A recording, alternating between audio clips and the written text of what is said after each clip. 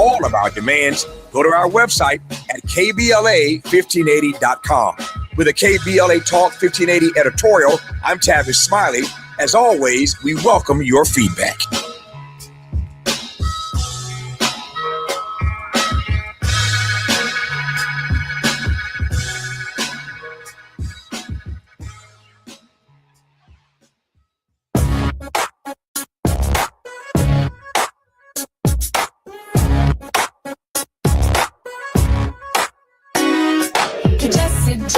Jr. Show. The Jesse Jackson Jr. Show. The Jesse Jackson Jr. Show. The Jesse Jackson Jr. Show. Come on and talk with me. Come on and listen to me. Come on and talk with me. Come on and listen to me. KBLA Talk 1580. Download the app.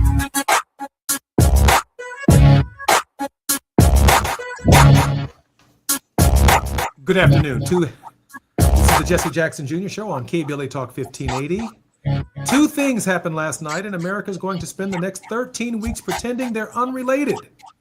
In Michigan, a doctor named Abdul El Sayed, a man the party's own leadership tried to bury, won the Democratic Senate primary despite roughly $65 million in outside money and an establishment that had lined up behind Congresswoman Haley Stevens. He won about 15,000 votes out of nearly 1.5 million, a single percentage point. In Missouri, Congressman Wesley Bell beat former Congresswoman Cori Bush at a second time, 59-37, in the most expensive candidate primary in that state this year. $8.4 million spent, $7.2 million of it on Bell's side of the ledger. Same fault line, opposite verdicts, both about war. Because while we're counting ballots in Detroit and St. Louis, Reuters was reporting that the United States Army has expended virtually all of its long-range precision missiles, ATAC-MS, and the new precision strike missile in the war with Iran. 60% of our Patriot interceptors, half our THAAD, and Lockheed Martin last week walked away with a $58.6 billion contract to make more. So let's talk about the empty magazine and the ballot box in between. Our guest is none other than Dr. Wilmer Leon. He's going to help us think it through. This is the one man I want in the chair this afternoon. Dr. Leon is a political scientist whose primary areas of expertise are Black politics, American government, and public policy. For 11 years, he was a lecturer and teaching associate in the political science department of Howard University in Washington, D.C. Dr. Leon has a PhD in political science from Howard University. That's his resume, but hear what it doesn't tell you. Dr. Leon is one of the few analysts in this country who refuses to let you separate the foreign policy question from the Black political question, who understands that money buys in what it buys in St. Louis and the missile that lands in Limmerd are drawn out of the same account. Dr. Leon, welcome back to the show. As always, my brother, thank you for the invite. I greatly appreciate it. And hello to your audience. Dr. Leon, what happened last night? Well, what I think we're starting to really see is momentum from the primaries in New York and the primary for mayor in DC and what we saw in Colorado.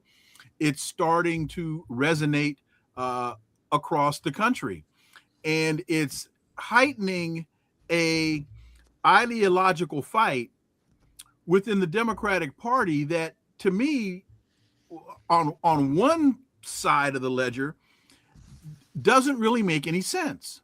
And that's the ideological battle between those that align themselves with policy statements from the social democrats and versus the Democratic Party. Because when you look at the Democratic Socialists of America website, a lot of the things that they're articulating, a lot of the policy initiatives that they're championing are the very same issues that in the 60s, in the 70s, and in the 80s, Democrats told us they were supporting. I don't understand the confusion unless this has to do with the word socialist. I'm Jesse Jackson Jr. You're listening to the Jesse Jackson Jr. Show on KBLA Talk 1580. When we come forward, we're going to dissect and unpack the elections in both Michigan and in Missouri. I'm Jesse Jackson Jr. More on KBLA Talk 1580 with Dr. Wilmer Leon when we come forward.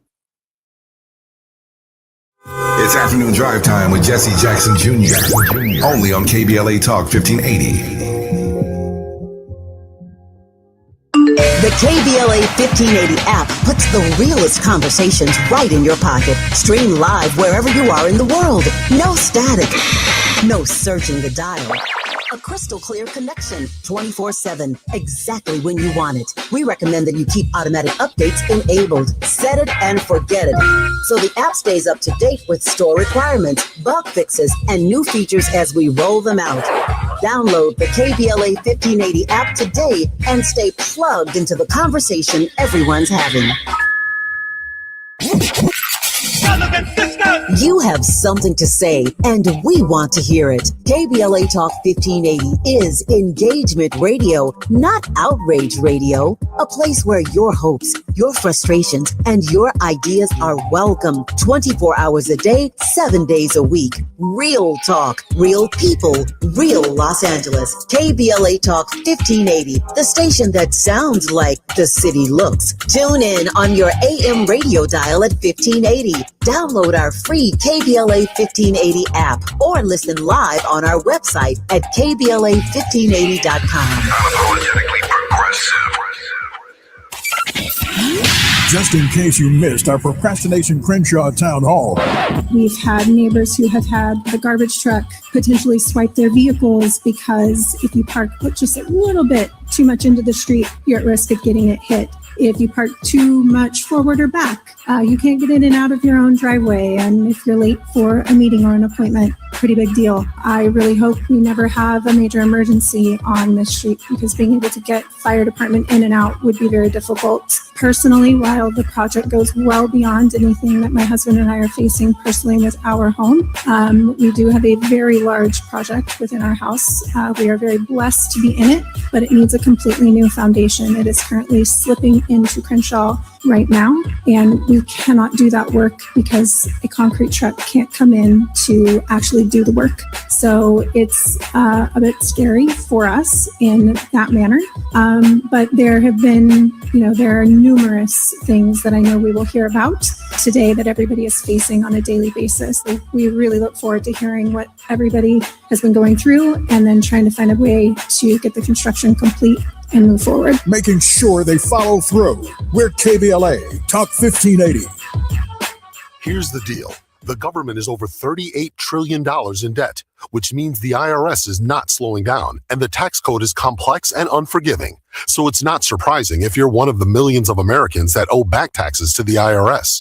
Unfortunately, they're the world's most powerful collection agency with the ability to garnish your wages, seize your bank accounts, and even take your home or business. But don't be stressed or worried any longer. We're Optima Tax Relief, America's most trusted tax resolution firm. We have resolved over $3 billion in tax debt for our clients. Our award-winning professionals deal with the IRS every single day, fighting to protect our clients' assets and secure them the best possible deal. For tax help you need, for tax help you can trust, give Optima a call today. Call 800-919-9077. 800-919-9077. 800-919-9077. Optima Tax Relief. Some restrictions apply. For complete details, please visit OptimaTaxRelief.com. Now back to more of Jesse Jackson Jr. on KBLA Talk 1580. The Jesse Jackson Jr. Show. The Jesse Jackson Jr.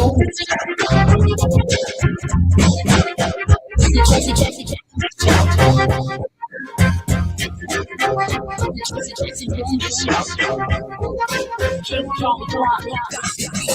Come on and listen to me.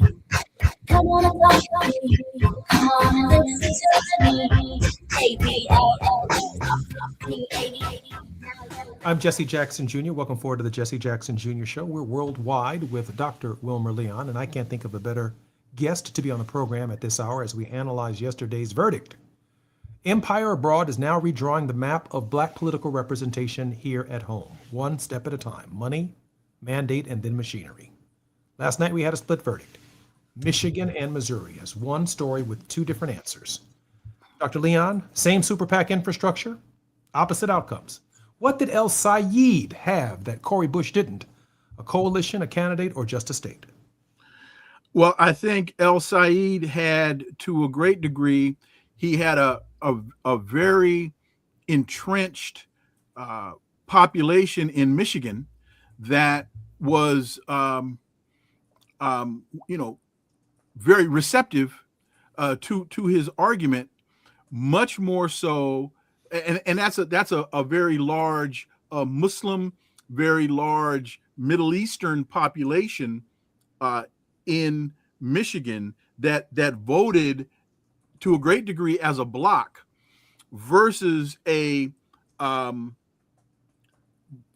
a more prominent African-American political constituency in St. Louis, which I will say is not as mature in terms of understanding the real political dynamics that are impacting the community today. And what I mean by that is that black community in St. Louis is much more wedded to the Democratic Party infrastructure than the community in Michigan. So the money that AIPAC spent in St. Louis had a much more positive impact than the money they were spending in Michigan.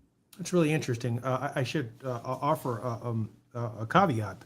The new president and CEO of the Rainbow Push Coalition, Yusuf Jackson, campaigned last Sunday, and I believe between 6 and 8 churches across the city of Detroit with El Sayed, and he did emerge victorious by about 15,000 votes. Dr. Leon, Governor Whitmer endorsed Stevens late last month in what was read as the last effort to stop Sayed, and it failed.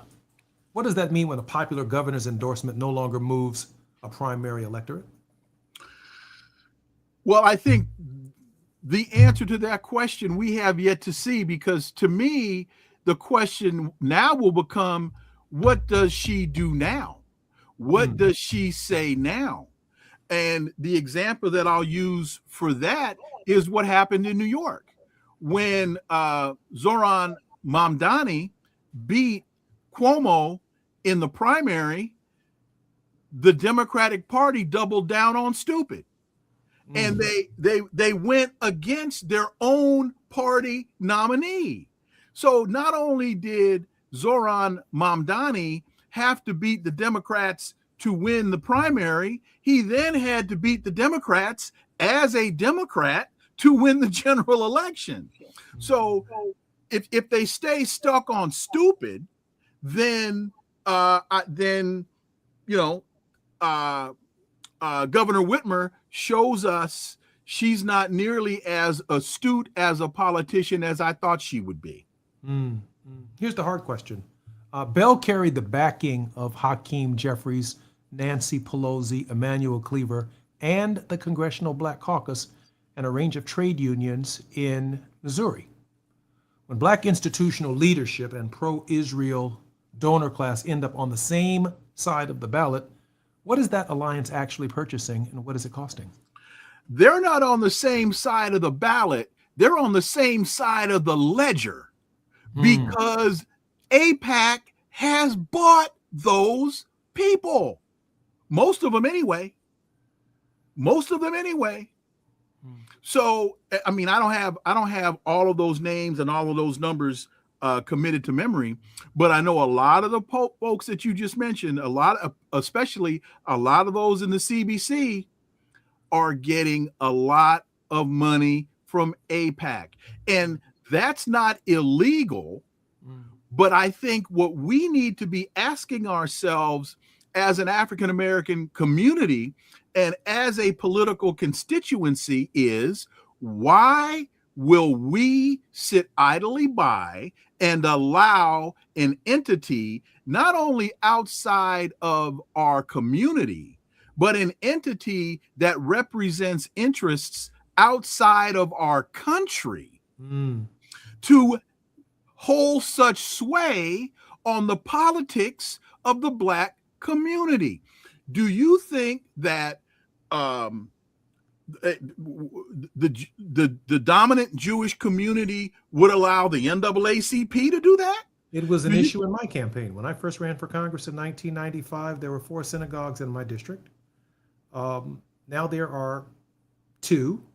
The Jewish community has shrunk in the 2nd Congressional District since I was elected in 1995. I spent $300,000, had been winning in every single poll until about the last month of the campaign. But slowly from January until the election in March, they spent $7.5 million blanketing the airwaves. And by the time March 17th rolled around, I did not recognize myself. It was a drowning process. And I'm talking about people who I delivered more than $1 billion to, couldn't hear through the noise.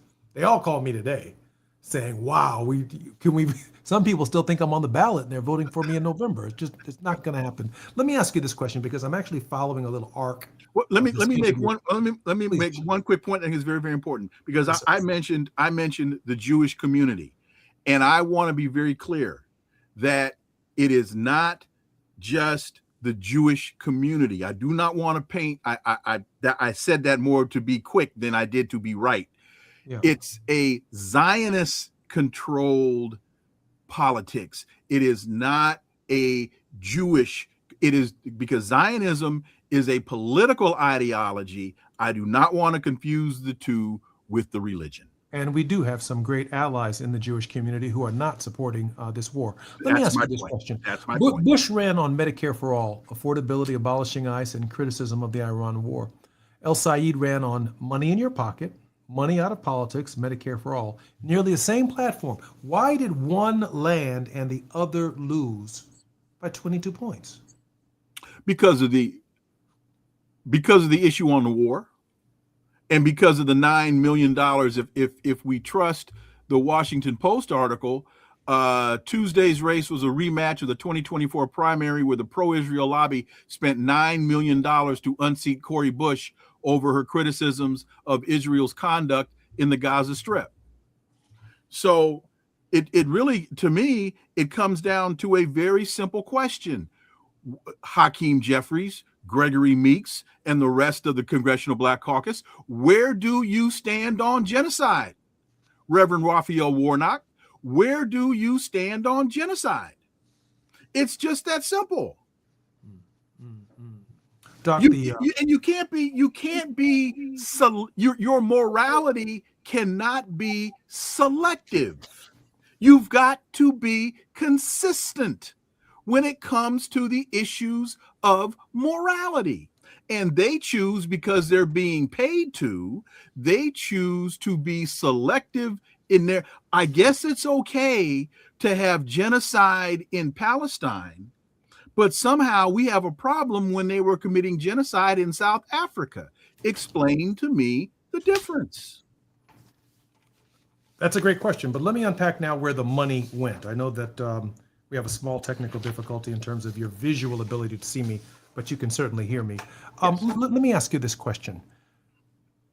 This idea that we are now asking and have contributed or are paying military-industrial complex to spend and rebuild the magazine of $56.8 billion because we have essentially used the cachet of these missiles in this war, and we are not even, if in fact another conflict broke out that was an actual threat to the United States of America, in a position to even defend ourselves.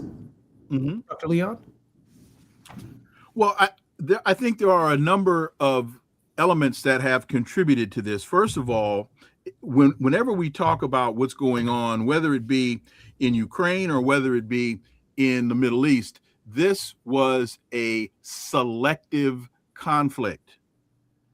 A selective conflict. Joe Biden decided to start the conflict in Ukraine. And if you question my analysis of that, you can go to Marco Rubio saying very clearly that it's a proxy war between the United States and Ukraine and Russia. Marco Rubio said that in the Trump administration. I didn't make that up.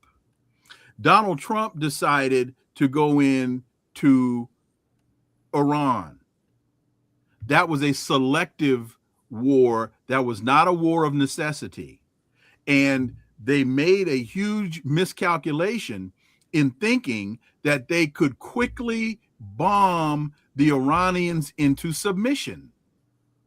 And they have now come to find out those folks don't play, those folks don't scare, those folks don't fold, because they are the axis of resistance. They are basing their action on morality.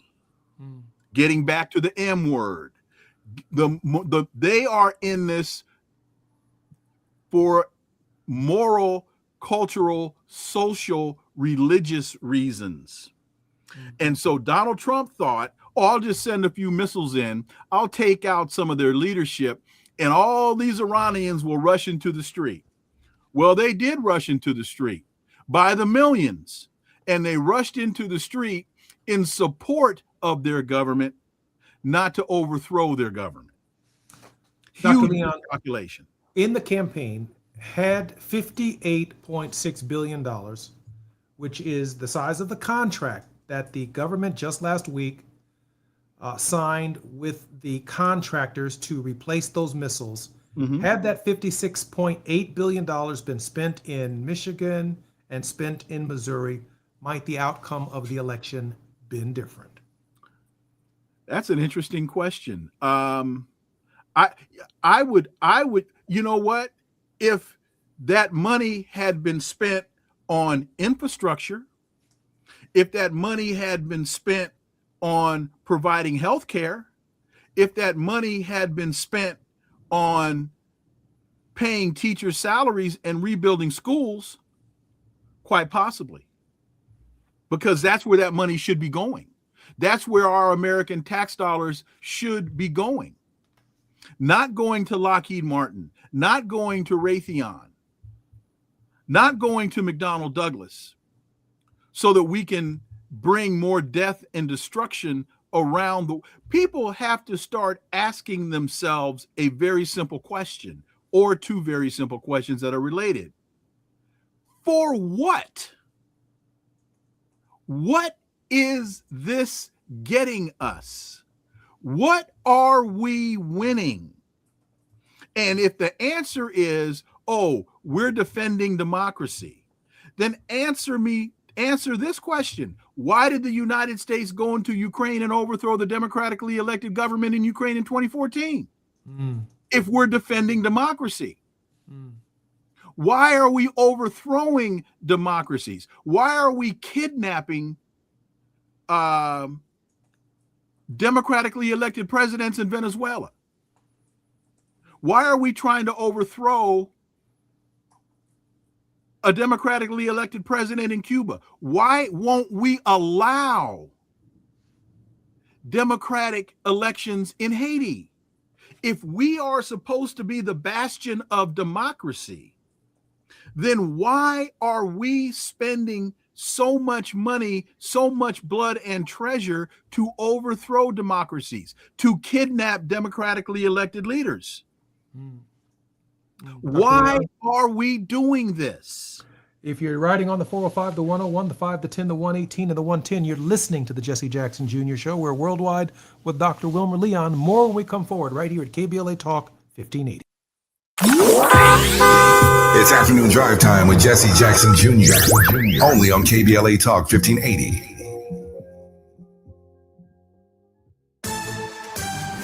I'm Mike Island with BIN News Now. A third suspect has been arrested in relation to the investigation into the death of Nolan Wells in Mississippi. He is Edward James Porter. This comes after earlier charges against two others. Wells, who was African-American, disappeared on Horn Island during a July 4th celebration, and he was found dead 2 days later. He was the only African-American in his group. Racial tensions abound in this case. Porter is charged with transmitting threatening communication, making bomb threats to a George County clerk's office and the Jackson County Sheriff's Office. Stay with the Black Information Network for updates on this story. Millions across the Midwest are set to be slammed by a round of severe thunderstorms. Storms are set to produce heavy rain across the region, with major cities like Chicago, St. Louis, and Kansas City all expected to get hit.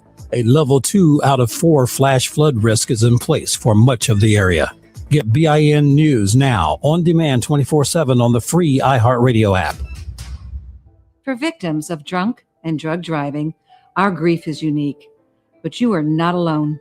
You always have a place at MAD. Call our 24-hour victim helpline at 877-MAD-HELP or visit mad.org. This is the KBLA Sports Minute with Ray Richardson. The losing streak for the Dodgers is up to 5. They lost to the Cubs 5-1 Tuesday night in Chicago. Longest losing streak of the season for the Dodgers. They did have something to feel good about last night. Pitcher Tariq Skubal was impressive in his debut with the Dodgers. Skubal, acquired in a trade Saturday night, struck out 6 in 6 innings of work. He retired 8 batters in a row before leaving after the 6th.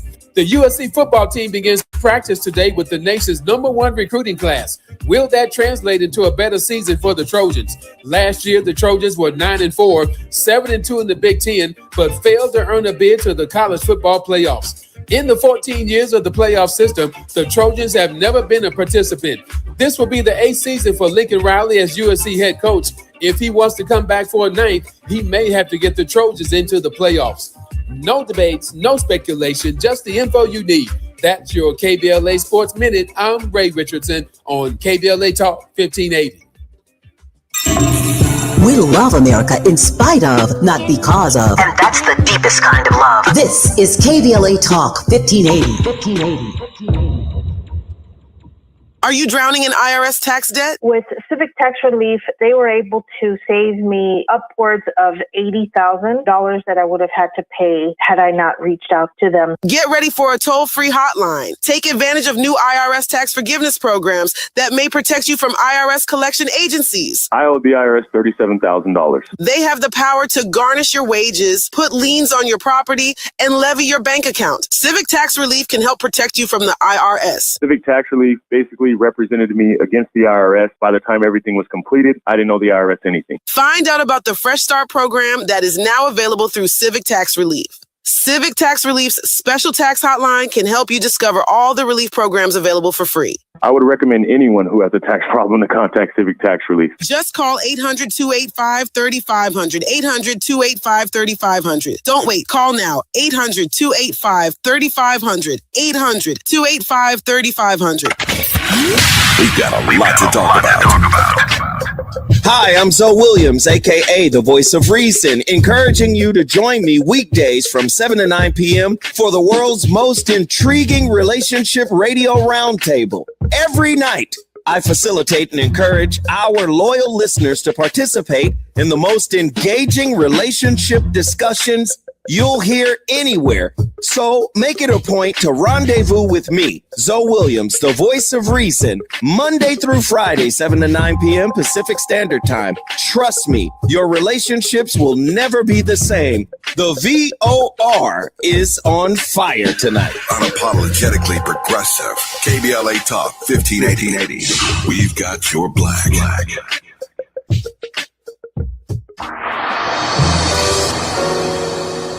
Ooh-wee, Fridays just got better. What's up? I'm Amanda Seals, and this is your invitation to come and sit with me. Yes, get seated as I do my thing on KBLA Talk 1580.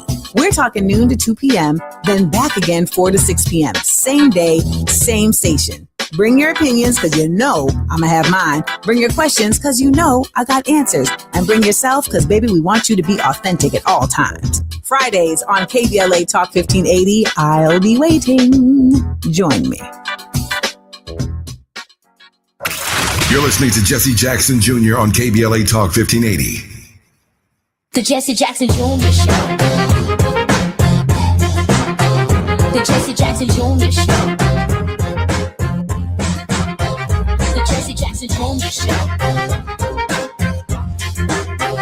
The Jesse Jackson Jr. Show. King Volley, drop the beat. Come on and talk with me. Come on and listen to me. Come on and talk with me. Come on and listen to me. KBLA Talk 1580. I'm Jesse Jackson Jr. Welcome forward to the Jesse Jackson Jr. Show on KBLA Talk 1580. Our very special guest and regular contributor, Dr. Wilmer J. Leon, is the author of Politics, Another Perspective, Commentary and Analysis on Race, War, Ethics, and the American Political Landscape in the Age of Barack Obama. Dr. Leon, how can we support your work? Just go to WilmerLeon.com. Just go to WilmerLeon.com. Leon.com. Politics by Another Perspective. Dr. Leon, let me ask you a question. Let me shift for a moment, because there is a 60-day arrangement in the Strait of Hormuz, and I'm wondering if it's some kind of transfer of sovereignty. Under the temporary 60-day arrangement, vessels must enter on the strait on the Iranian side and exit on the Omani side and coordinate with Tehran even while on the Omani side. Is that a navigation protocol or a transfer of sovereignty? Well, it sounds as though it's a navigation protocol that's designed to protect the territorial sovereignty of both Oman and Iran, as they are developing channels of transit that will protect the interests of both countries. And I think it's important to realize that the United States is not at the table. I'm going to drop out for a second and come right back. Okay, I appreciate that. Dr. Leon's point is extraordinary at this moment because if you think about it, the way in which the Strait of Hormuz is now being divided up, ships are now not going to be charged a mandatory fee, though Iran is expected to press the case for voluntary insurance and environmental quality payments. It's just a matter of time, from my perspective, before these voluntary payments become customary and become a law. And once they do, these $4 a gallons of gas that we are paying for here in the United States, they will have found another way to implement a tax on all of us because of the unresolved elements of the security of people on both sides of this awful conflict that should have come to an end some time ago. I'm concerned, Dr. Leon, as you probably well know, that any taxes between Iran or Oman on coming in and out of the Strait of Hormuz is just the normalization of the conflict and a higher cost for gasoline and for petroleum over time. Well, that could very well be, but I think it's also a way for Iran to collect some type of payment to be reimbursed for the damage that the United States has caused to their country. So it's a reparation, so to speak, in terms of it, because again, people need to understand this was a war of choice. It didn't have to happen. There was an agreement in place between the United States and Iran that covered and addressed the very issues that Donald Trump now claims he started this conflict in order to address. Either he can't read or nobody gave him the document. So you tear up the agreement and then you say, now I've got to fight you and I've got to murder your leadership in order to get, look, the Strait of Hormuz was open. Traffic was flowing, not only through the Strait of Hormuz, but through the Bab el-Mandab Strait on the Red Sea. Those things were open before Donald Trump decided to jump into the sandbox and kick all the sand out the sandbox. Dr. Leon, help our listeners understand the relationship between the election in Michigan, the election in Missouri, the Gaza Strip, and the Strait of Hormuz. Draw that line for our listeners, and I want you to take your time so they can understand how these foreign politics are dictating what's taking place on the ground in American elections. There was a time up till maybe, I'll say 5 years ago, that talking about the Zionist colonial settler state called Israel was for all intents and purposes off limits. If anyone came on American airwaves and questioned the tactics and the mission of that settler colonial state, they would be called anti-Semitic and they would be run out of town. Well, I would say with social media coming to the forefront, people have now been able to get access to alternative information, actual facts. And so now the narrative that the settler colonial state of Israel, along with the United States, has been in control of for so long is being challenged. And the reality of the genocide that is being perpetrated on the Palestinian people and the theft of their land has now started to resonate with a very large element, not only within the American non-Jewish community, but with the American Jewish community as well. And the Zionist colony cannot tolerate dissension. They can't tolerate reality. They do not want honest conversations about the war crimes that are being committed against the Palestinian people. And so that issue had an impact on Kamala Harris in the 2024 presidential race. That's why a lot of people didn't vote for her. It wasn't because, black men don't want to see a black woman be. That's garbage. And if somebody could present me some data to support that foolish statement, I'd greatly appreciate it. One of the things that impacted her electability was the position that the Democratic Party took on the atrocities being committed in Palestine. And so now that issue, because AIPAC, the American Israeli Political Action Committee, is buying American elected officials to ensure that American foreign policy doesn't shift. Now that counter argument based on social media and individual contributions, and people are starting to say, I do not want my tax dollars to fund atrocities against other people of color. That is starting to impact and shift the dynamic in American elections. I'm appreciative of your analysis. I think you're spot on. I think one of the great challenges when we look at, for example, and I want to hang around the Senate race in Michigan for a minute, the same resources that came into the state of Michigan against El Sayed, who is now the Democratic nominee, who, if you will, picked a candidate, a congresswoman who lost in the state of Michigan. Those same Democratic forces, outside money in the campaign, will not likely support Sayed for the Senate. Correct. During this period, they will support Sayed's Republican opponent. Correct.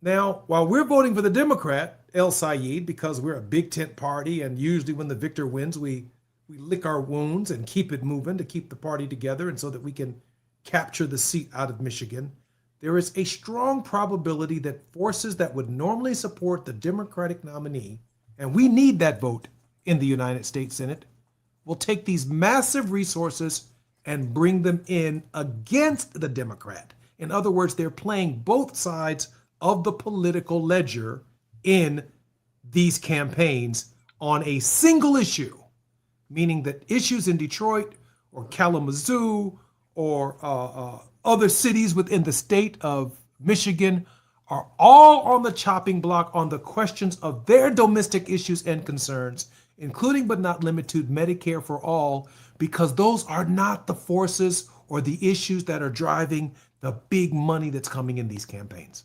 And what did Du Bois tell us in 1956? I believe that democracy has so far disappeared in the United States that no, quote, two evils, end quote, exist. There is but one evil party with two names, and it will be elected despite all I can say or do. If a voter organizes or advocates a real third-party movement, he may be accused of seeking to overthrow this government by force and violence. Anything he advocates by way of significant reform will be called communist. And what did Donald Trump say about El Sayed, about Mamdani after the election? He's a communist. That's I'm Jesse Jackson Jr. You're listening to the Jesse Jackson Jr. Show. Our very special guest, Dr. Wilmer Leon, a regular contributor worldwide with Wilmer Leon. More when we come forward right here on KBLA Talk 1580. While you're stuck in traffic, we can at least bring you up to speed on the news of the day. You're listening to Jesse Jackson Jr. only on KBLA Talk 1580.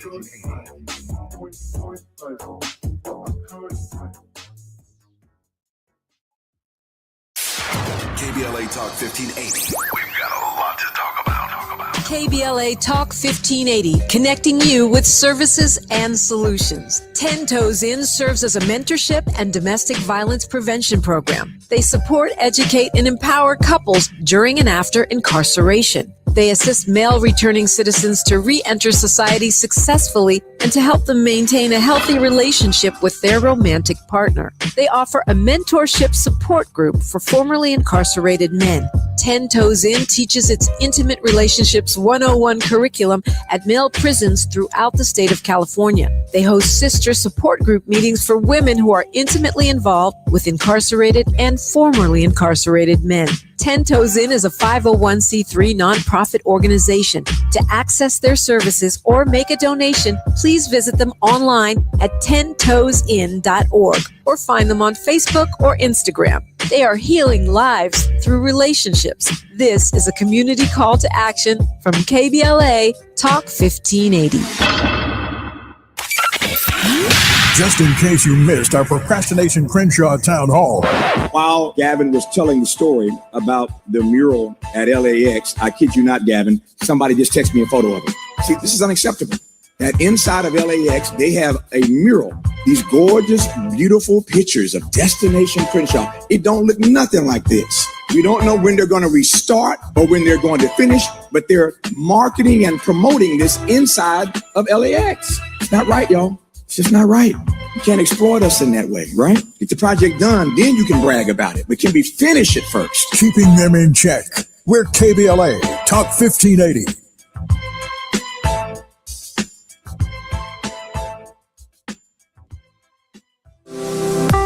It's never too early to start talking about money in realistic ways with your kids. JP Morgan Chase navigates how to educate your kids now about creating long-lasting, healthy money habits. Whether your kids are in elementary school, high school, or college, now is a great time to start a conversation about ways to create healthy money habits as they grow, ultimately benefiting their financial future. Talking about money in a realistic way to support your kids' lifestyle and dreams, your first banking account geared towards high school or college. It's never too early. Explaining the basics, what you earn and what you spend, building financial confidence starts with getting organized. Learning and practicing vital money skills now will stay with them for life. Tools they will have to stay on top of their finances and achieve their goals. This segment is sponsored by JP Morgan Chase.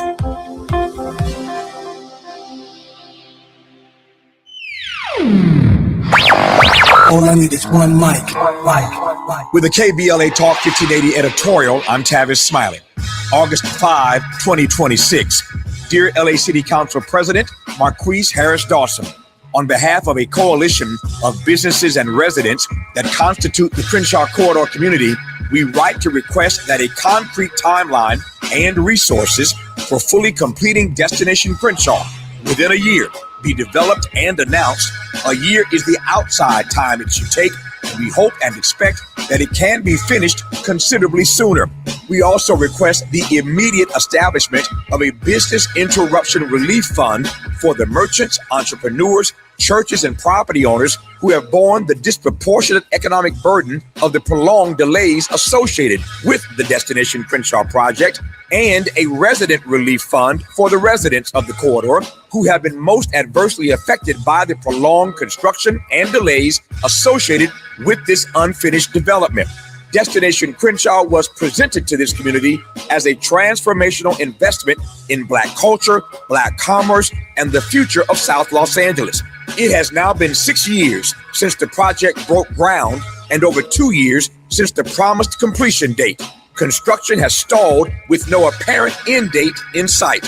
The Crenshaw Corridor community embraced the vision of Destination Crenshaw, but the obstruction from the delayed construction has caused prolonged health and safety hazards, uncertainty, reduced customer access, declining revenues, disruptions, and mounting financial hardship.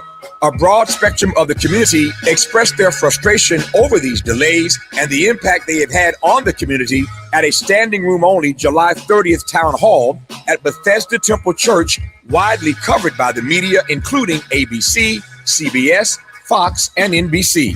The burden of these unexplained delays should not rest on the shoulders of the Crenshaw Corridor community, which acted in good faith and supported this historic project.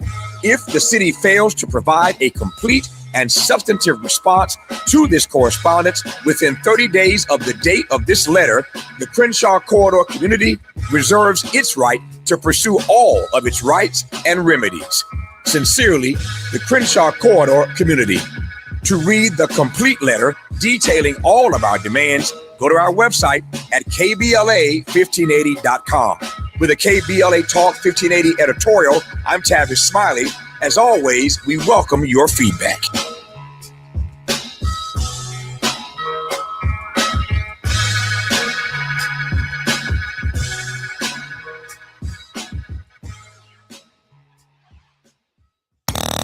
Now back to more of Jesse Jackson Jr. on KBLA Talk 1580. The Jesse Jackson Jr. Show. The Jesse Jackson Jr. Show. The Jesse Jackson Jr. Show. The Jesse Jackson Jr. Show. King Volley, drop the beat. Come on and talk with me. Come on and listen to me.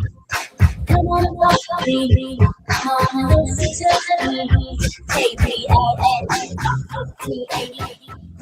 I'm Jesse Jackson Jr. Welcome forward to the Jesse Jackson Jr. Show on KBLA Talk 1580. Our very special guest in this hour is our regular contributor, Dr. Wilmer Leon, who has a PhD in political science and primary areas of Black politics, public policy, and American government for 11 years. He was a lecturer at the Political Science Department at Howard University in Washington, D.C. Dr. Leon, welcome forward to the show. Thank you, sir. Appreciate it. Dr. Leon, we've had a fairly fascinating conversation from my perspective in terms of what took place in last night's elections, where the money came from on the other side of the world that determined our representation in a conflict that largely our community is either not paying attention to, or given the domestic issues that are in front of them, they don't particularly care much for. But our leadership at the federal level is clearly being determined for us by outside forces concerned about an international conflict. I'm wondering what is lost in the caliber of our authentic leadership in the midst of this fight and in the midst of this quarrel. Will we hear less from Black leaders at a time when we should be hearing more from them? Absolutely, because the majority of them are so wedded to the Democratic Party and to the establishment that they're there to go along to get along. They're interested more in what my dear friend and mentor Tom Porter would call the near position, N-E-A-R, the near position. They want to be near power, but they don't really want to have the responsibility of being powerful. Go back to Dr. King, 1967, April 15th. This confused war has played havoc with our domestic destinies. He's linking here the foreign policy and the domestic policy, which is getting to the crux of this conversation. This confused war has played havoc with our domestic destinies. Despite feeble protests to the contrary, the promises of the Great Society have been shot down on the battlefield of Vietnam. The pursuit of this widened war has narrowed the promised dimensions of the domestic welfare programs, making the poor, white, and Negro bear the heaviest burdens. He said, we spend $322,000 for each enemy we kill, while we spend in the so-called war on poverty in America $53 for each person classified as poor. And that was in 1967. And so as we look at a $58.7 billion contract being given to Lockheed Martin, for what? That's the question that people, 1.8 billion to Northrop Grumman, 58.6 billion to Lockheed Martin. For what? That's for what? That's where we are. For what? with all of the domestic needs that we have, from education to healthcare to housing to fixing Crenshaw to wildfires to putting out and stopping floods. For what? For what? Well, because that's because we're keeping America safe. No, if you stop with people, they'd stop. Look, one of the very interesting things when you listen to this dynamic about the narrative on the Middle East, what do they keep saying? Iran responded to a U.S. missile attack by sending missiles into Saudi Arabia or Bahrain, or Iran responded. You don't hear them saying Iran was the aggressor. What you hear them saying, so the point there is, maybe if you stop giving them things to respond to, maybe they would stop responding. Ever think about that, Donald Trump?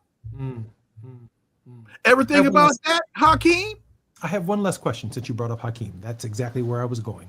We only have about a minute and 30 seconds left in our show.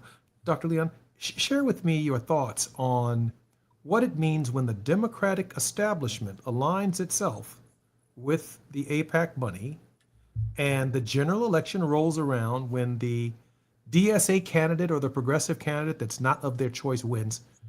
What kind of future does that represent for the Democratic Party? A forever war? A forever war and a very bleak future as a party. And again, I go back to Du Bois.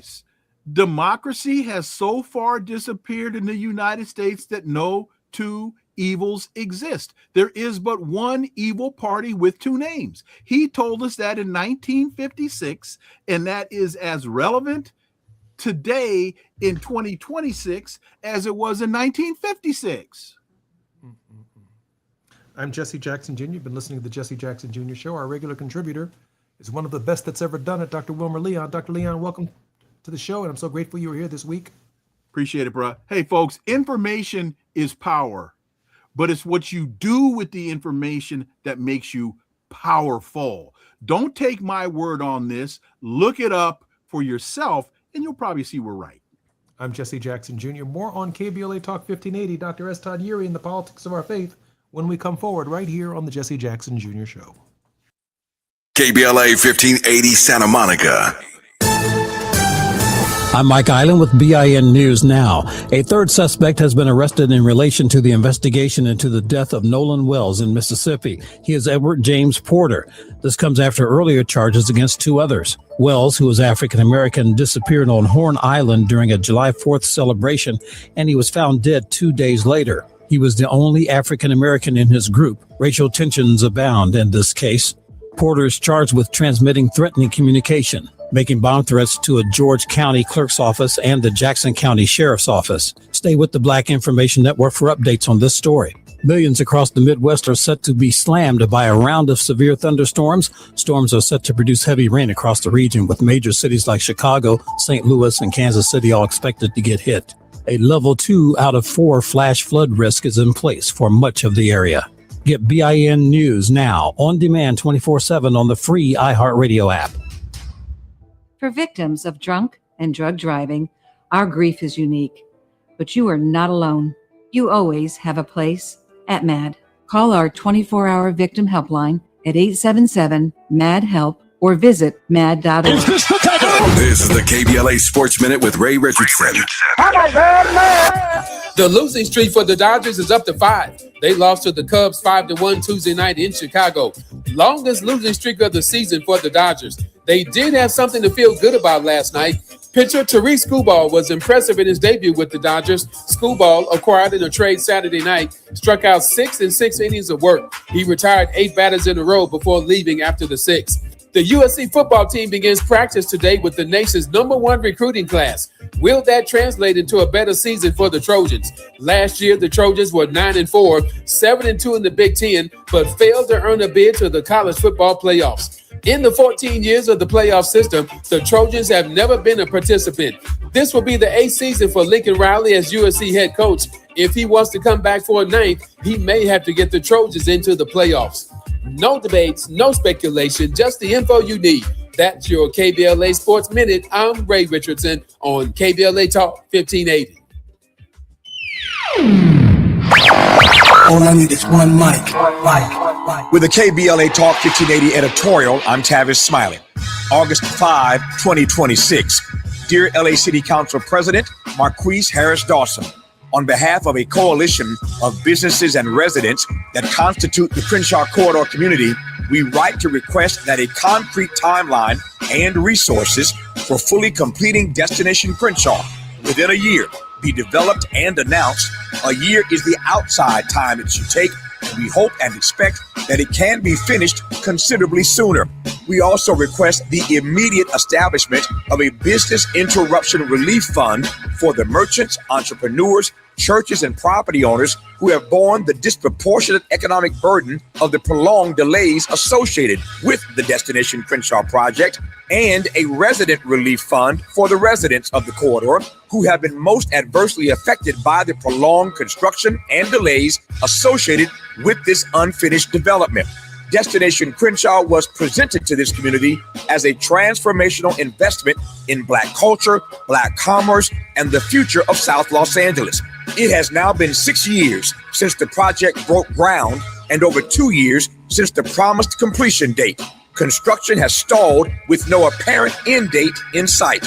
The Crenshaw Corridor community embraced the vision of Destination Crenshaw, but the obstruction from the delayed construction has caused prolonged health and safety hazards, uncertainty, reduced customer access, declining revenues, disruptions, and mounting financial hardship.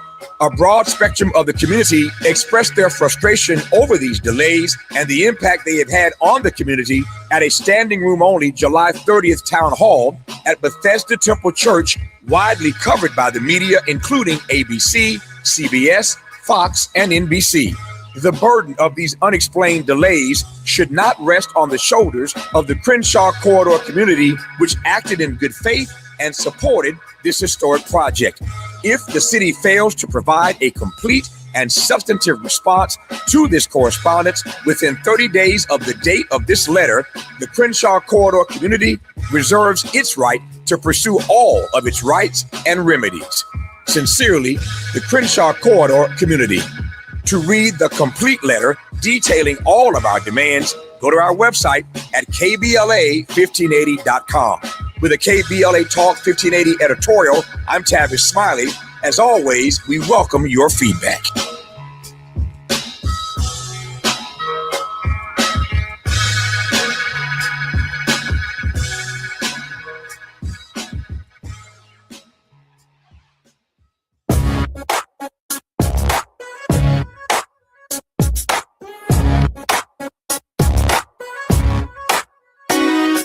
Jesse Jackson Jr. Show.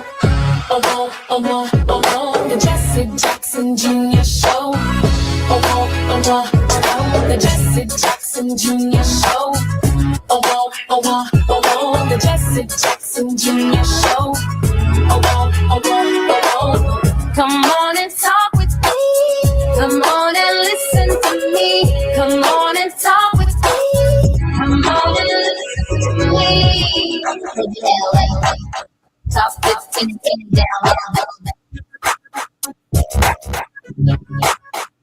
I'm Jesse Jackson Jr. Welcome forward to the Jesse Jackson Jr. Show. We are now in the politics of our faith with Reverend Dr. S. Todd Yeary, Esquire. Dr. Yeary has 1 foot in the courtroom and 1 foot in the church. Principal of the Yeary firm, a Maryland-based litigation and government relations firm, and also serves as senior pastor of the Douglas Memorial Community Church of Baltimore and affiliates. Dr. Yeary is the former chief executive officer of the Rainbow Push Coalition, the international human rights organization founded by my father. Dr. Yeary's social justice work includes having served on the national board of the National Action Network from 2015 to 2021, past political action chair for the Maryland State Conference of the NAACP, and co-founding principal of Community Churches for Community Development Inc. Dr. Yeary, welcome forward to the show. I got my seatbelt on, so I'm ready. I'm ready. You look mighty comfortable, man. It's good to see you. Good to see you. I just took off my Zoom attire for a virtual court. I appreciate you, sir. Hey, let me ask you a question. Interesting election last night. El Sayed wins in the state of Michigan, obviously, to the consternation of the Democratic establishment. Everyone opposed him, including in the last minute Governor Whitmer, a popular governor, but they all lost. But then on the other hand, Cori Bush ran against Bell in Missouri, stood for many of the same issues that El Sayed stood for in Michigan, but was outspent extraordinarily in St. Louis. Two different campaigns, two different states, same issues uniting the candidates. One group funding against their candidacies over an event, a war overseas, picking and choosing the leadership in our community.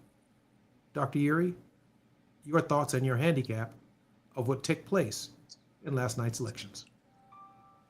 Well, a couple of things. One, when we look at the trends nationally, where the progressive-leaning candidates are more in keeping with some of the real-life mainstream issues, if we would call them that, they tended to do very well. I think you have to start looking at what happens in parts of the country that we might call part of the Bible Belt, where even progressive politics tends to lean a little more conservatively, particularly when it comes to issues around, say, the war in Gaza. You don't have a particularly large block of Muslim Americans voting in Missouri, as they call it. Michigan's a little different, right? And so I think a couple of things. One, there's a referendum going on right now, not just in terms of the Democratic establishment, but I think it's a little more precise than that. That I think Senator Schumer is very vulnerable at this point, particularly as his seat is up in New York in 2 years. At the same time, there's the presidential election cycle. And I think that Congresswoman Alexandria Ocasio-Cortez is paying very close attention to figure out what her options are. Her name has come up a few times. And so it's not surprising that we might see some regional distinctions in terms of just how far left the agenda would go. So doesn't surprise me too much that you have a more moderate Democratic incumbent getting reelected in Missouri, but then you have the more moderate candidate in Michigan, who was actually the favorite up until just a couple of weeks ago, actually losing in Michigan, and Michigan being one of those determining states when it comes to presidential outcomes. So doesn't really surprise me. It says you got to be very nuanced in terms of how you present your issues, but you got to know your audience and you got to know your voters. I'm Jesse Jackson Jr. We're in the Politics of Our Faith with Reverend Dr. S. Todd Uri. He is one of our strongest contributors on the Jesse Jackson Jr. Show. He's done the work on the ground. He's on the ground. He's in the courtroom. Dr. Uri, I'm so glad that you're here with us for the next hour. We're going to continue to handicap some of these races around the country. I'm Jesse Jackson Jr. You're listening to the Jesse Jackson Jr. Show on KBLA Talk 1580.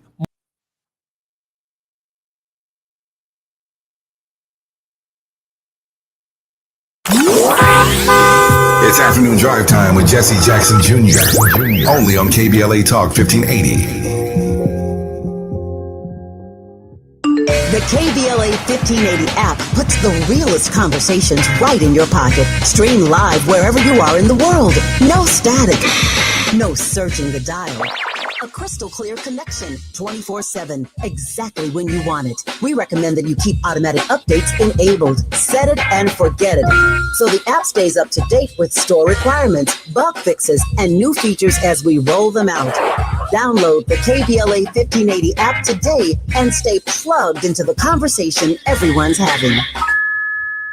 Brothers and sisters, There is no denying that we've always been the conscience of this country. KBLA Talk 1580 is progressive talk radio built for our community, by our community, and with hosts who look like you, live near you, and care about what you care about. 50,000 watts of truth right here in Southern California. KBLA Talk 1580. Listen live on your AM radio dial at 1580 or stream us live on our KBLA1580.com website or on our free KBLA 1580 app. Unapologetically progressive.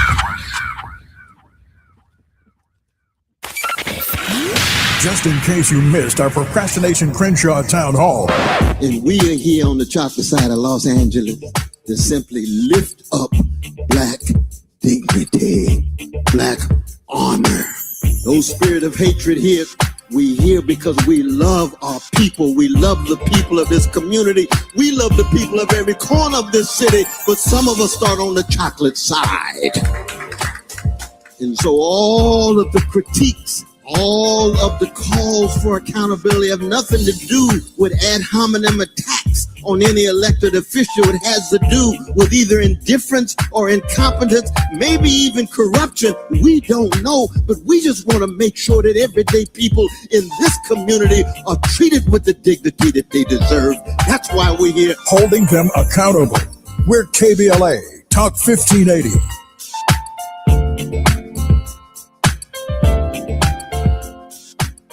Here's the deal. The government is over $38 trillion in debt, which means the IRS is not slowing down, and the tax code is complex and unforgiving.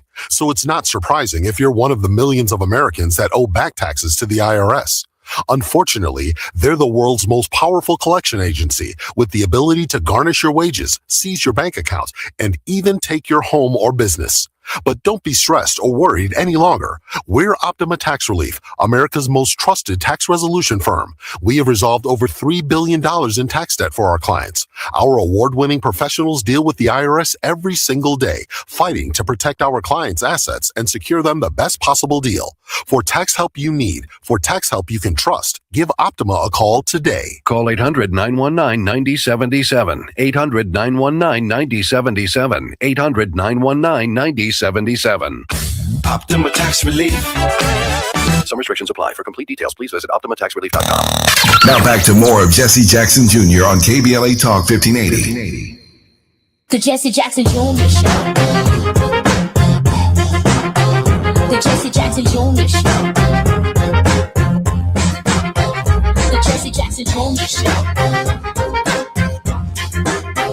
The Jesse Jackson Jr. Show. King Farley, drop the beat. Come on and talk with me. Come on and listen to me. Come on and talk with me. Come on and listen to me. I'm Jesse Jackson Jr. Welcome forward to the Jesse Jackson Jr. Show. We're in the politics of our faith with Reverend Dr. S. Todd Yeary. Dr. Yeary, have there been any new developments from your legal mind and legal perspective in the Nolan Wells case that should be brought to the attention of our listeners today? The tragedy of that case is that it is still subject to kind of the media whims of, what sells and the urgency of the moment. The tragic death of a young Black man is only going to hold the attention of the media space, but for so long. And so we have to cull a little deeper to really kind of stay on top of it. I do understand that there are some distinctions in terms of the autopsy findings. I do think it is rather curious that the withholding of certain parts of Nolan Wells' anatomy is a problem. It says to me that there are a couple of questions and I still haven't heard them answered.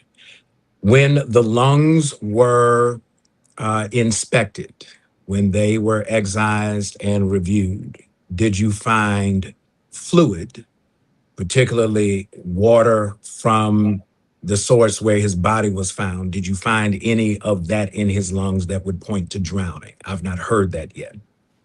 The other issue would be, do we have blunt force trauma on any part of the body that would indicate that there's something going on? So I think at this point, I'm really more interested in what questions are being asked as opposed to what sound bites are being given. So I have a few more questions. I know the second autopsy was done, but I think there's some follow-up now, not just what did we glean, what did we discover, but what questions still remain.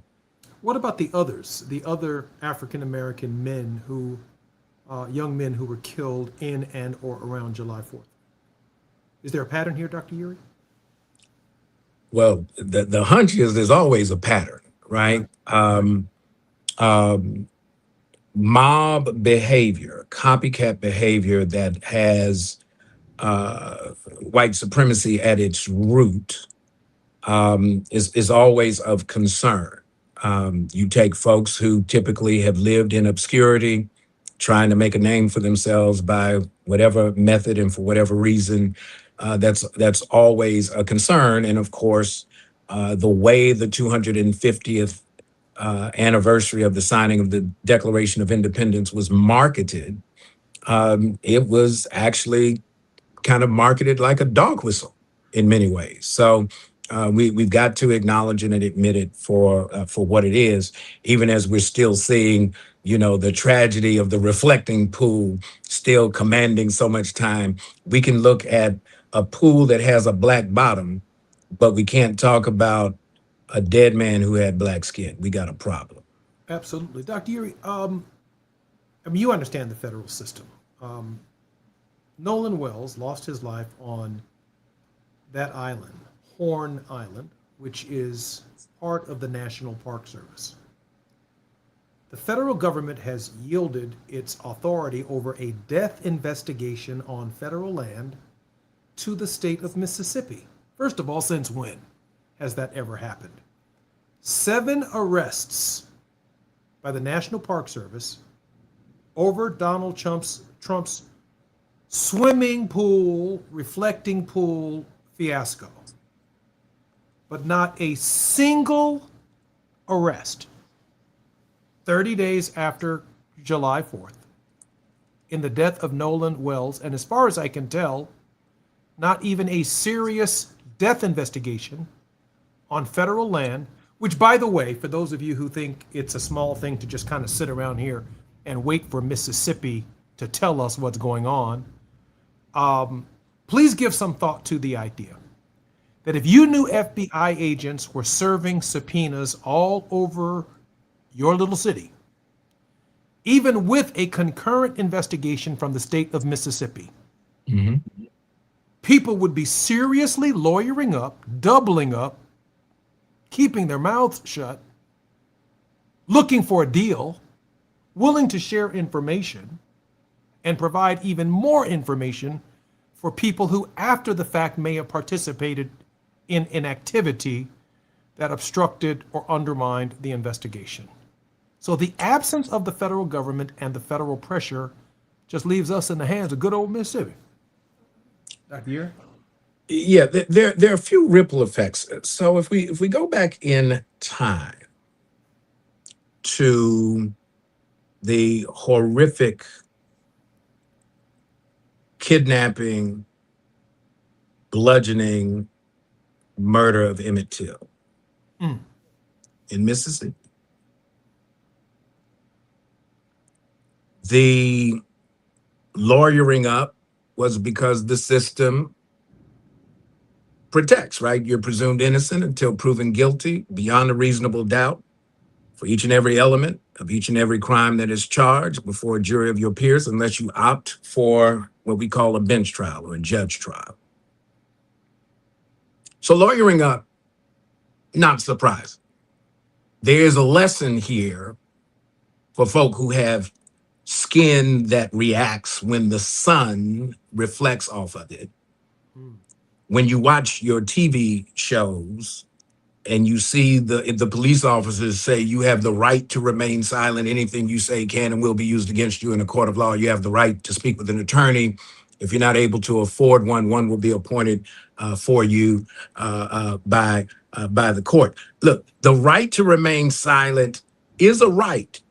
It is a right, but the translation is different. Bless you. In the house I grew up in, certain rights were not rights. They were clues. They were cues. The right to remain silent says, shut up. Stop talking. Get you a lawyer and find out what it is that the state is trying to put forward. Now, I get it. If I have nothing to hide, there are a whole lot of folks that ain't had nothing to hide. They got framed for all kinds of stuff. There's a reason why we have suppression hearings, because they don't always follow the rules. And the Supreme Court has said sometimes the police don't have to follow the rules. So what we see in Nolan Wells, that the state, that the government, the federal government has said, we're going to defer to local law enforcement to do the investigation. And if we have any questions, we'll come back and get it. I think some of it has to do with, let's figure out what's going to be the manner and cause of death, and let's find out if there's going to be potentially some liability. Because if they were on Horn Island and it was abandoned, do we have the potential for some sort of negligence on the part of the federal government and the Park Service that could leave them exposed? On July 4th, not just any day, on the busiest holiday for the National Park Service in the nation, July 4th, if there is no first of all, he was found by a Park Service ranger. And it's July 4th, the busiest holiday of the year for the National Park Service in the United States on national parks, all the way from Gettysburg to Mount Rushmore. It's the busiest time. So it doesn't make sense that Horn Island would be without rangers and federal agents on federal land during the holiday. I'd like to know, even if they're not investigating, I'd like to know what their roster was. You can at least share with us if there were Park Service rangers where they were supposed to be, where apparently dozens, if not hundreds, of young people were having a great time on Horn Island. Negligence on behalf of the government, Dr. Urey? Yeah, I don't know that Horn Island is a staffed thing, right? So, I mean, there are all kinds of questions. That's why the questions are so critical. Found where by the park ranger in relationship to Horn Island? At what time? What else was there? What else was observed? Who was around? What was the condition of the body when the ranger first observed it? You know, there are a number of questions that before you start publishing reports, you want to get some answers to. And then you start determining who would have been ultimately responsible for causing Nolan Wells' death. And did the fact that Horn Island was known to be a place where folks would come and obviously trespass, was Nolan Wells kidnapped to be brought there by the white colleagues, which then makes that an issue, certainly, of federal jurisdiction on federal charges. So I think that's the issue. The government, the federal government, is not treating this as a criminal investigation. They're just treating it as a death investigation, because federal crimes are carried forward in federal court and the prosecutors work for the federal government. And I've not heard anything from that crew. What about the independent engineers, including Janetta Brantley, who's been on our show and has stayed in regular touch with us, who were able to excavate from the tow call critical information that says that the young people who said they left the island were actually having some kind of conversation about Nolan, about death, about, oh my God, about, damn it, Bart.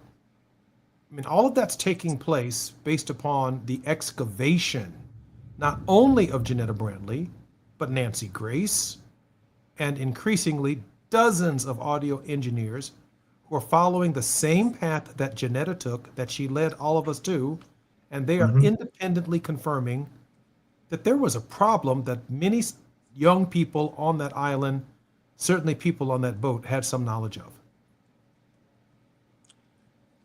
Again, you only get answers. There's a rule in court that you ask questions for which you should already know the answer, right? And the reason you do that is because you've already asked the questions before. You can rule out which ones are no longer relevant. There's something going on here that, as you point out, others are raising the concern, but I don't think you're going to get the interest out of a Justice Department that's in the process of trying to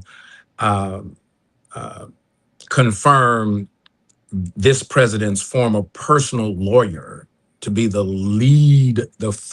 top law enforcement guy for the federal government in the country. I don't think you're going to get from him any sort of substantive resource commitment to investigate Nolan Wells' death. And so now you got to figure out, how do you get an often under-resourced local government, local police force to be able to do a thorough enough investigation to find out what kind of foul play was involved with Nolan Wells' death.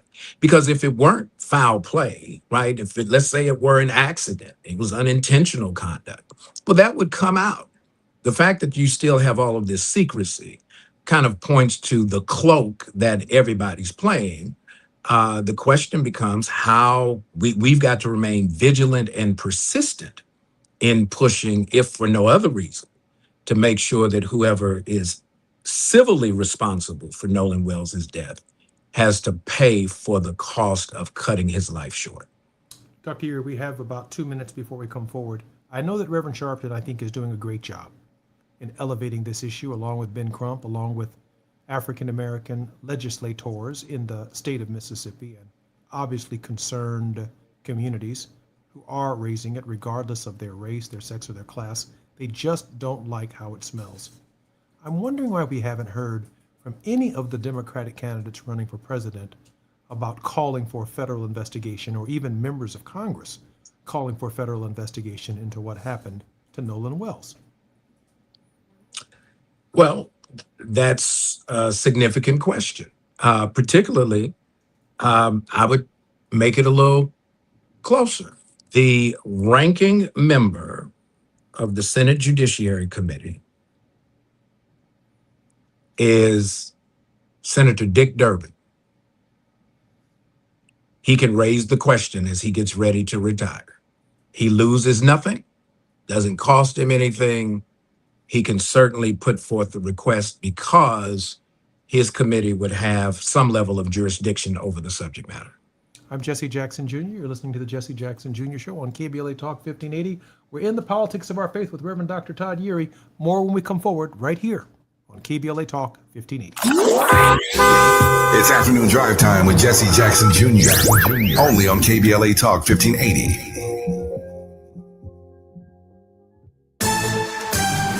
I'm Mike Island with BIN News Now. A third suspect has been arrested in relation to the investigation into the death of Nolan Wells in Mississippi. He is Edward James Porter.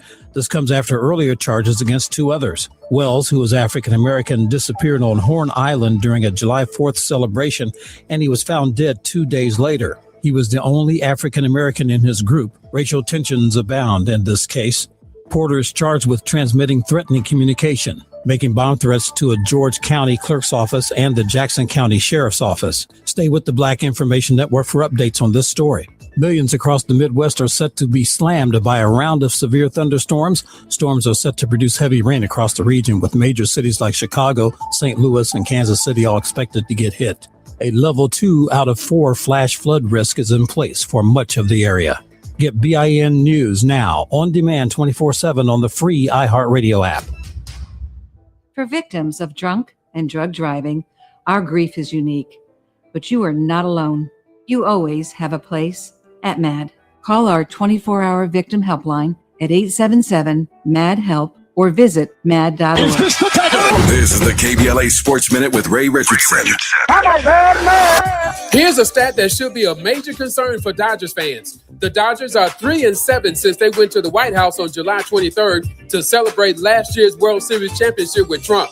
A lot of people told the Dodgers they shouldn't go, but they went anyway. No matter which side of the political debate you fall on, It is plain to see that the Dodgers have been struggling since that White House visit. The Dodgers hope to snap their 5-game losing streak tonight in Chicago against the Cubs. Some key dates to put on your calendar for USC football this season. USC opens up at home August 29th against San Jose State. Ohio State comes to town October 31st. The Trojans play at defending national champion Indiana November 14th. The UCLA football team, with new coach Bob Chesnick, opens up at Cal on September 5th. UCLA wraps up the season November 28th against USC at the Rose Bowl. No debates, no speculation, just the info you need. That's your KBLA Sports Minute. I'm Ray Richardson on KBLA Talk 1580. Turn the dial to where the truth lives. This is KBLA Talk 1580.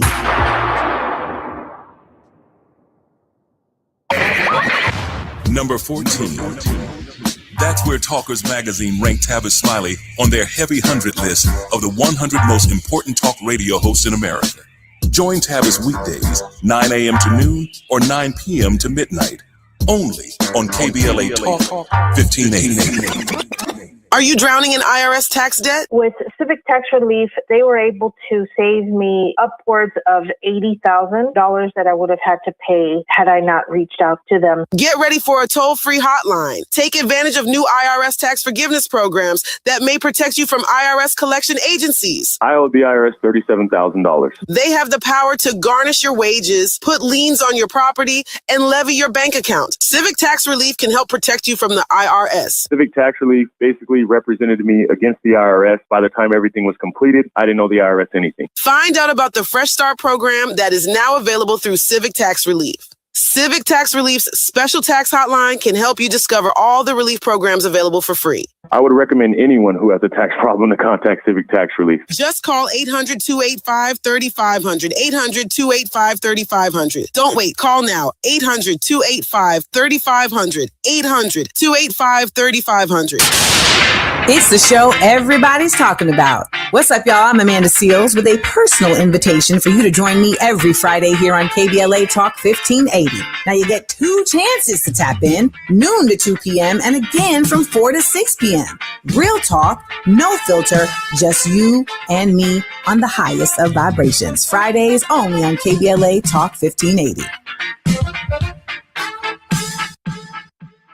What's good, KBLA delegation? I am Miles Lowe, and I'm excited to be joining the weekend lineup right here on KBLA Talk 1580. Join me every Saturday at 12 noon for the Do Better Show, where we get into the world of tech, AI, the creator economy, navigating your mental health through it all, and have conversations with founders to find out how real people are making real money right now. It's not a course, not a subscription. Classes in session every weekend, live on the air. So if you knew better, you do better, right? So let's make a better you. The Do Better Show every Saturday, 12 noon, replaying again at 7 p.m. right here on Unapologetically Progressive KBLA Talk 1580. We got a lot to talk.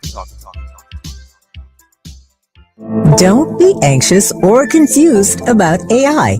Take control of your career when you get the skills to tackle real business problems and design specialized solutions. HR Dive reported that entry-level talent with applied AI credentials can receive up to a 25% salary boost. But where do you find training that you can trust? Future-proof your career and deliver more value with Humans Lead the Way AI. Their hybrid learning courses use practical definitions, real-world examples, and strategic insights to help you and your team understand AI with confidence. No magic, no hacks, no shortcuts. Just practical knowledge that helps you use AI more successfully.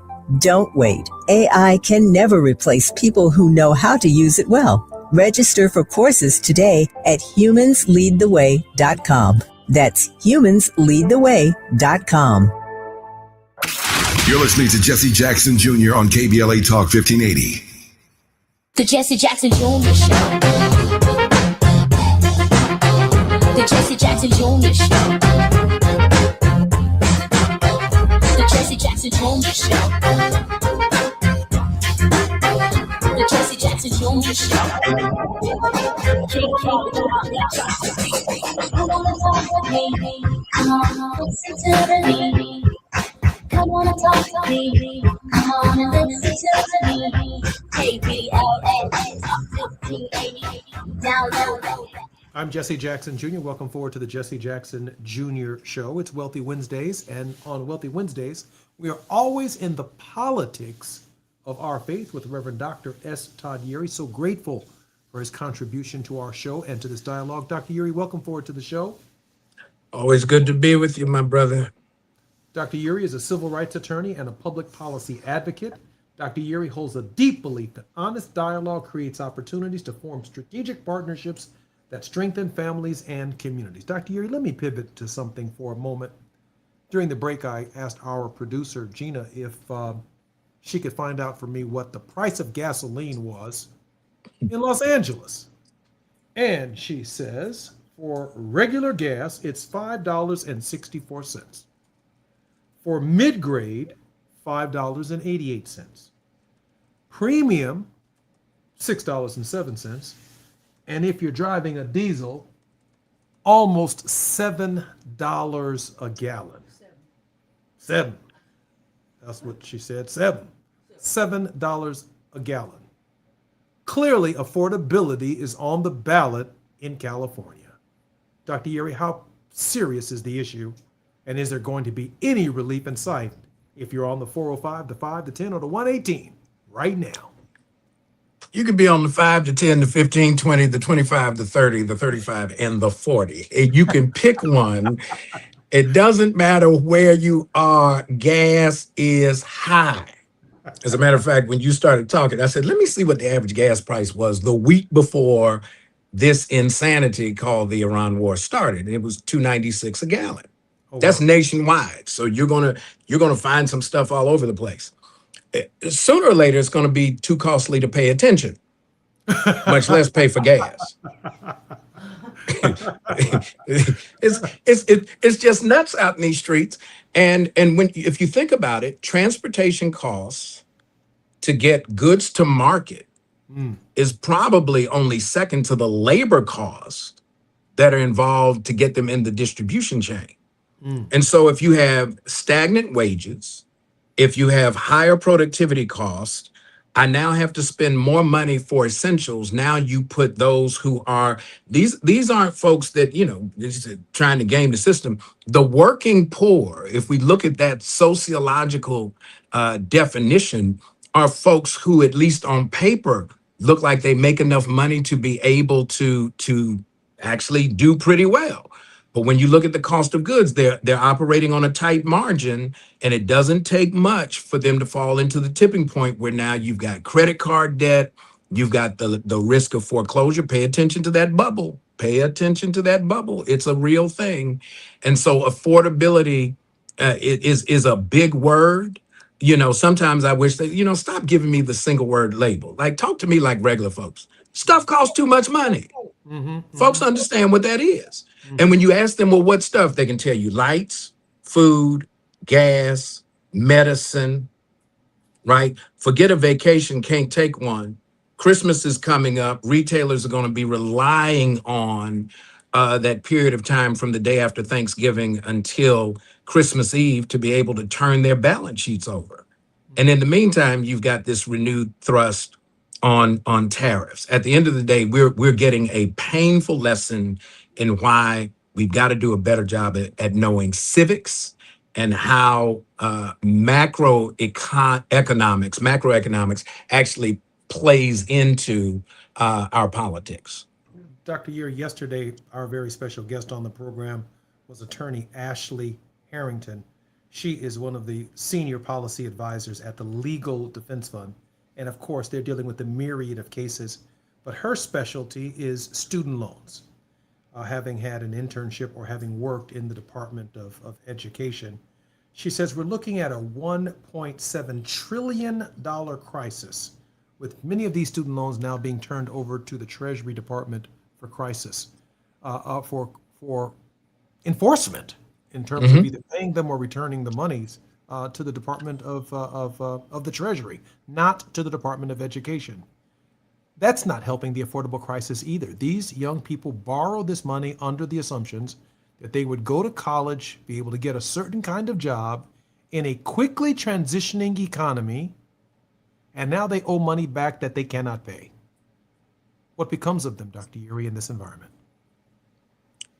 let me frame a contrast, right? You turn it over to Treasury for enforcement, for collection, because there's the expectation and the requirement that you're going to file taxes.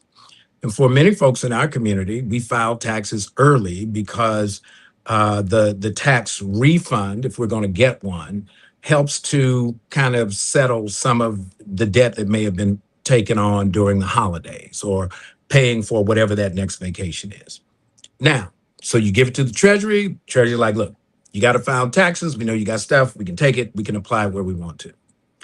Now, let's contrast that with the the acting Attorney General, who is about to become the Attorney General of the United States, who is about to cut a deal with the government, particularly the president and his family, to insulate not him, but them from any kind of prosecution tied to their taxes. And I did not hear any limit to the scope of how that would apply. It almost says that they would be granted immunity to be tax cheats for the rest of their days.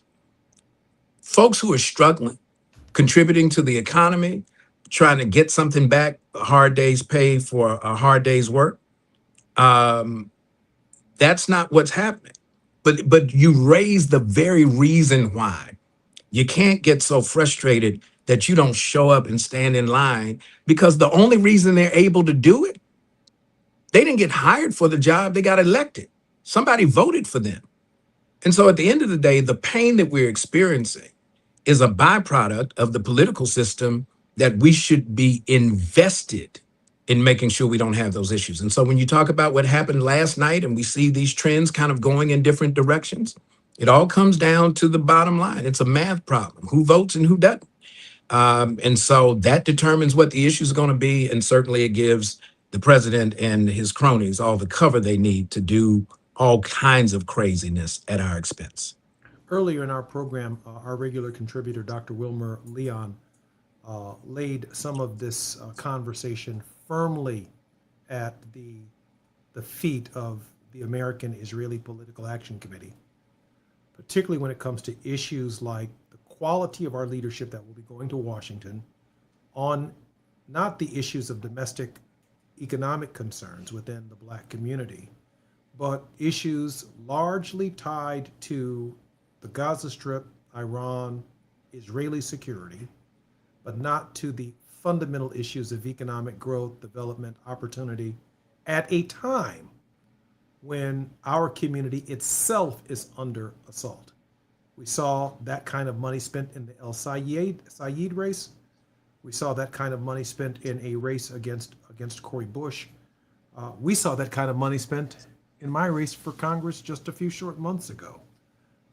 Dr. Uri, your thought about picking and choosing Black leaders in this environment?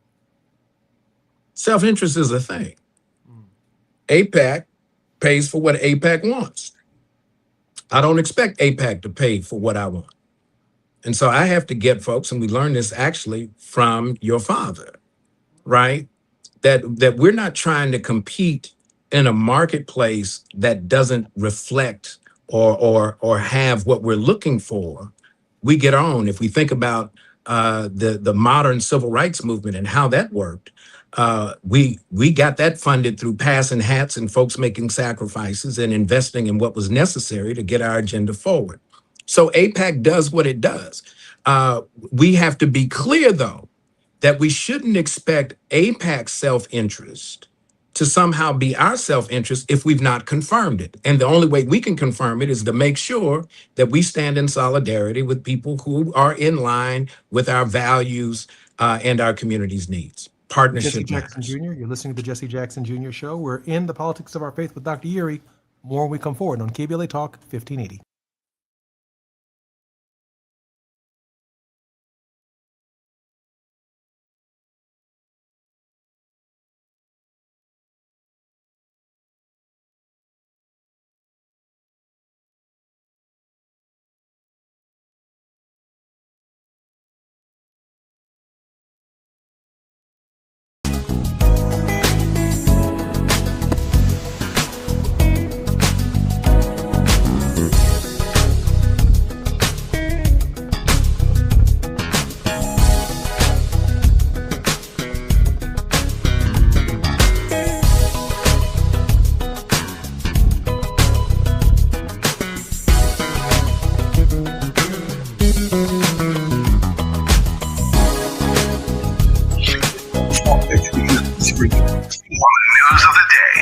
listening to Jesse Jackson Jr. only on KBLA Talk 1580.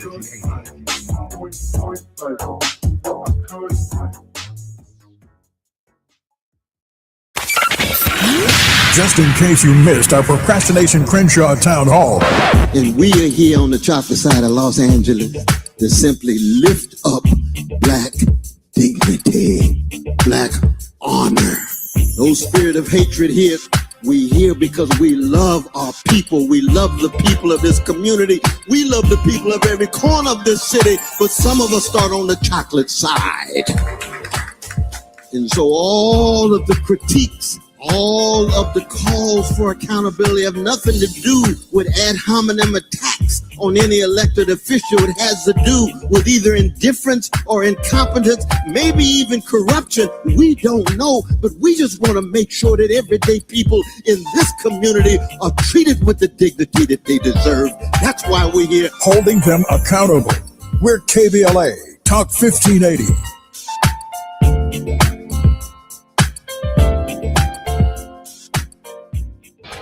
You're still glowing, flirting, grooving. You've still got it.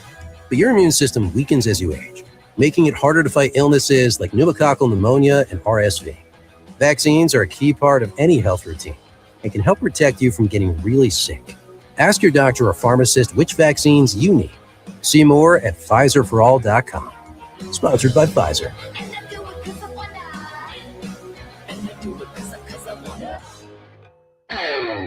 This is the story of the one who keeps multiple buildings running smoothly day after day. Plumbing that flows, HVAC that hums, cleaning supplies that keep surfaces sparkling. That's why she counts on Grainger. With easy reordering online and 24/7 support, Grainger helps her keep the products she needs on hand. So shelves stay stocked and buildings stay ready. Call 1-800-GRAINGER, click Grainger.com, or just stop by. Grainger, for the ones who get it done. Is reviewing life insurance on your to-do list? Now's the perfect time to add it. A friend recently told me that securing life insurance sooner rather than later can help you lock in lower rates for years to come. So I bumped this up on my list and got it done. I called SelectQuote and couldn't believe how easy and affordable life insurance is. I'm 40 and got a $500,000 policy for $16 a month. My husband's also 40 and his $500,000 policy was only $18 a month. Plus, with SelectQuote's same-day coverage, there was no medical exam required, and we were covered by the time we hung up. Knowing I have this checked off my list feels amazing, but the peace of mind knowing my family is protected feels even better. Call SelectQuote at 1-800-729-7070. That's 1-800-729-7070. Or go to SelectQuote.com to get your free quote today. That's 1-800-729-7070. Details on example rate at SelectQuote.com. In a world full of noise, one station keeps it real. KBLA Talk 1580, where the conversation goes deeper, the voices sound like yours, and the issues that matter most to our community take center stage. Progressive, powerful, unapologetically us. Whether you're driving through the city or tuning in from your home or office, join the public square. KBLA Talk 1580. Your home for talk that enlightens, encourages, and empowers. Listen live on our free KBLA 1580 app, on our website at KBLA1580.com, or on your radio dial at 1580 AM. Unapologetically progressive. KBLA Talk 1580. We've got a lot to talk about. KBLA Talk 1580, connecting you with services and solutions. The BLM Center for Black Power is a hub for Black activism in the city of Los Angeles, a standalone nonprofit affiliated with Black Lives Matter LA. The venue is home to live events, meetings, and organizing drives for Black-led community-based organizations. It is also the base of operations for Black Lives Matter LA. Built on what used to be a nuisance property owned by an arms dealer, the BLM Center for Black Power is in the heart of Leimert Park and has opened its doors to everything from youth organizers to toy drives to film screenings and community town hall meetings. To make a donation or make a request, please visit blmla.org. That's blmla.org. This is a community call to action from KBLA Talk 1580. Ready to order. Yes. We're earning unlimited 3% cash back on dining and entertainment with the Capital One Saver card. So let's just get one of everything. Everything? Fire everything. The Capital One Saver card is at table 27 and they're earning unlimited 3% cash back. Yes, Chef! This is so nice. Had a feeling you'd want 3% cash back on dessert. Ooh, tiramisu. Earn unlimited 3% cash back on dining and entertainment with the Capital One Saver card. Capital One, what's in your wallet? Terms apply. See CapitalOne.com for details. Now back to more of Jesse Jackson Jr. on KBLA Talk 1580. The Jesse Jackson Jr. Show. The Jesse Jackson Jr. Show. The Jesse Jackson Jr. Show. The Jesse Jackson Jr. Show. King of all the ball. Come on, talk to me. Come on and listen to me. Come on and talk to me. Come on and listen to me. KBLA Talk 1580. I'm Jesse Jackson Jr. Welcome forward to the Jesse Jackson Jr. Show on KBLA Talk 1580. We are in the politics of our faith with Dr. S. Todd Eury. Dr. Eury, welcome forward to the show. Good to hang out with you. I think I'm ready for the last segment. Let's see what you got. Well, just before we do that, I don't think I do this enough for you. Dr. Eury, how can our listeners follow you? What's the best way to do that? Social media, Civil Rights Rev on YouTube, Instagram. You can look up my last name, Google me, Yeary, Yeary. Don't put an L in it. A lot of folks do that so you don't find me. I'm not typically hard to find, or you can catch me on douglaschurch.net if you want to see a little bit of what happens around here on Sunday morning. But if you're looking for milk toast and, you know, some of that kind of soft serve ice cream, go on and look somewhere else. That's I don't have what you're looking for over here in the Yeary space. I appreciate that. Hey, Doc, let me ask you this question as we prepare to close our show. One of the great challenges of this hour is the contextualization of our history and this moment. And I don't know anyone who can really do it better or clearer than you. Can you share with us and those who can hear our voices why we are feeling the way we are feeling at this moment? Well, you give me too much credit. Anything that I have learned to do over the years, I learned probably spending a good bit of time, not just sitting at the feet of your father, but talking to him on the phone and listening to him muse about the condition of our people. How do you deal with what you've got? Sometimes we find our grounding in how we express as a people of oral tradition. We talk out, we sing out, we share, we write poetry that really speaks to the urgency of the moment. And so I'm often reminded of, you know, the last kind of major period where we felt anything similar to where we are now was the height of the civil rights movement. And quite honestly, you know, Marvin Gaye was right. You know, there's a song that we sing that's not in the hymn book in the church, but it is a hymn of the church. And that song is What's Going On? Far too many of us dying, far too many of us crying. Right? It's talking about where we are. And so we have to be clear that we can express the pain that we are feeling and not feel as though we have to filter it through somebody else's expectations. And so that's why Dr. Du Bois says we have these two warring ideals, you know, a Black and an American, two unreconciled strivings in one dark body. At the end of the day, we flow different, we talk different, we reason different, we analyze differently. We are people of rhythm and hope and spirituality.